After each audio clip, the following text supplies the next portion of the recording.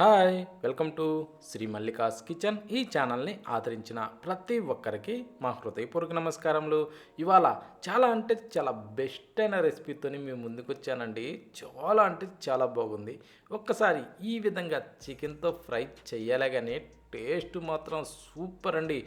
మన ఇంట్లో ఎప్పుడైనా సరే ఏ చిన్న ఫంక్షన్ చేసినా ఈ టైప్లో చికెన్తోని ఫ్రై చేయండి.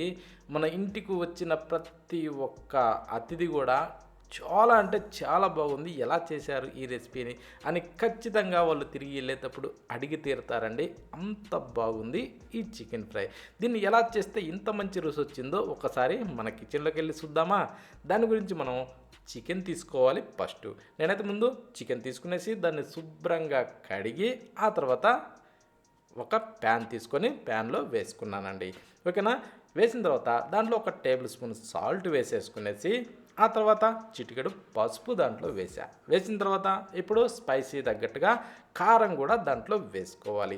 ఇప్పుడు నేనైతే ఒక 2 టేబుల్ స్పూన్లు కారం వేసానండి. మరి ఎక్కువ కావాలనుకున్నా తక్కువ కావాలన్నా మీరు అడ్జస్ట్ చేసుకోవచ్చు. ఓకేనా. ఇప్పుడు దాంట్లో కాస్త మిరియాల పొడి, కాస్త అల్లం వెల్లుల్లి పేస్ట్ వేసుకొని ఇవి ఒక 2-3 పచ్చిమిరపకాయలని చిన్నగా సన్నగా తరిగి అందులో వేసి ఇప్పుడు 4 రెమ్మలు కరివేపాకుని దూసి దాంట్లో వేసి ఒక 2 ఉల్లిపాయలని చిన్నగా సన్నగా కట్ చేసి దాంట్లో వేసేసుకోవాలి. వేసిన తర్వాత ఇప్పుడు దీంట్లో పెరుగండి, మంచి గడ్డ పెరుగు ఒక 2 గంటలు అయితే వేసాను. వేసిన తర్వాత ఆ తర్వాత ఒక 2 టేబుల్ స్పూన్లు ఆయిల్ కూడా దాంట్లో వేసానండి. ఇప్పుడు ఇవన్నీ దీంట్లో వేసిన తర్వాత ఇప్పుడు ఈ మిశ్రమాన్ని మనం ఏం చేద్దామంటే బాగా ఇలా పిసుకుతూ కలపాలండి. ఓకేనా. ఇది కొంచెం మనం పిసుకుతూ కలిపిందంటే ఈ ముక్కలకి ఇది బాగా పట్టి టేస్ట్ సూపర్ ఉంటుందండి. అల్కోగా కాకుండా కొంచెం అలా పిసుకుతా కలపండి, ముక్కలు బాగా పట్టుకుంటాయండి. ఓకేనా. ఇప్పుడు దీన్ని అరగంటకైతే తగ్గకుండా ఊరనిచ్చుకోవాలి. ఇప్పుడు దీన్ని కాసేపు అలా పక్కన పెడదాం. ఇప్పుడు స్టవ్ ఆన్ చేసి ఆ ఊరిన ఆ చికెన్ని తీసి స్టవ్ మీద పెట్టుకోవాలండి. చూడండి, ఇది అరగంట సేపు ఊరబెట్టాను. ఒకవేళ టైం సరిపోలేదనుకుంటారా కనీసం ఒక 15 నిమిషాలన్నా కానీ తగ్గకుండా ఊరబెట్టుకోవాలి. ఇప్పుడు మూత పెట్టి ఒక 7-8 నిమిషాల పాటు ఈ టైప్లో బాగా మగ్గనివ్వాలండి చికెన్ని. అంటే ఇందులోకించి నీరు అన్నది రిలీజ్ అయ్యి ఆ తర్వాత ఆ నీరు మళ్ళీ బాగా పీల్చుకోవాలండి. ఆ టైప్లో దీన్ని ఈ చికెన్ మనం బాగా ఫ్రై చేసుకోవాలి. కానీ మళ్ళీ ఇంకొకటండి, మధ్య మధ్యలో కూడా కాస్త అలా మూత తీసుకునేసి ఇలా తిరిగేసుకుంటూ మళ్ళీ మూత పెట్టుకుంటూ ఈ చికెన్ని మనం బాగా ఫ్రై చేసుకోవాలండి. ఈ చికెన్ని ఈ టైప్లో మనం ఎంత బాగా సన్నమంట మీద ఫ్రై చేస్తామో అంత రుచిగా ఉంటుందండి. అంటే ఇది ఫ్రై చేసే విధానాన్ని బట్టే టేస్ట్ చాలా బాగుంటుంది. ఓకేనా. ఈ టైప్లో మనకి చికెన్ ముక్క ఉడికి అలా పీస్గా అలా ఊడొచ్చే టైప్లో మనం బాగా ఫ్రై చేసుకోవాలి.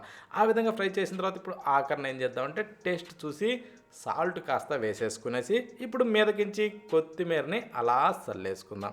కొత్తిమీరని చల్లిన తర్వాత ఇప్పుడు మనం ఏం చేయాలంటే కాస్త అలా కిందకి మీదకి తిరిగేసుకునేసి మనం ఏదైతే సాల్ట్ ఆకరణ వేసున్నామో అది మళ్ళీ ప్రతి ఒక్క ముక్కకు కూడా కరెక్ట్గా సెట్ అయ్యే విధంగా ఈ టైప్లో తిరిగేసుకోవాలండి. ఇప్పుడు ఏంటంటే చికెన్ బాగా ఫ్రై అయ్యి ఉంది కాబట్టి ఇప్పుడు మనం కస్సబిస్స కలబెట్టకుండా అల్కగా అలా తిరిగేసుకుంటూ దీన్ని మనం ఈ టైప్లో తిరిగేసుకొని ఒక్కసారి టేస్ట్ చూసుకొని ఇక స్టవ్ ఆఫ్ చేసుకొని ఒక్కసారి సర్వ్ చేసుకొని తినండి.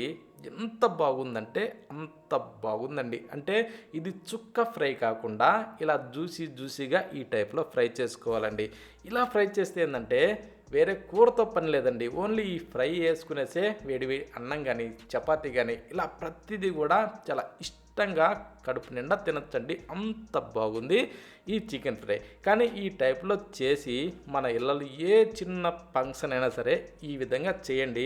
వచ్చిన ప్రతి ఒక్క అతిథి కూడా ఖచ్చితంగా అడిగి తీరుతారండి, ఎలా చేశారు ఇది ఇంత బాగుంది అని. ఓకేనా.